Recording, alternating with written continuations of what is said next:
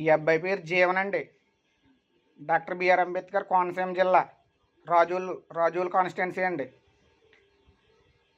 ఈ అబ్బాయికి 22 సంవత్సరాలండి. చిన్నప్పటి నుంచి అవయవాలు పనిచేయవండి. ఇలాగే మంచం మీద ఉంటాడండి.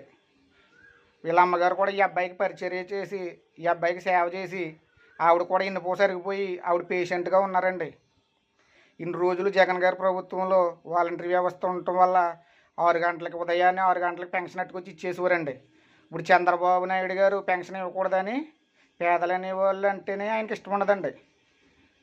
పేదలు ఎవరు కూడా బాగుపడకూడదు అనేది చంద్రబాబు నాయుడు గారి ఉద్దేశం అండి. ఆయన పరిపాలన కూడా అలాగే చేసేవారండి.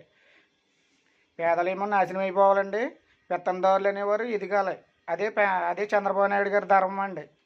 ఇప్పుడు ఈ అబ్బాయిని పంచాయతీ దగ్గర పెన్షన్ తీసుకోవటానికి వెళ్ళాలంటే ఈ అబ్బాయిని ఎవరు తీసుకెళ్తారండి?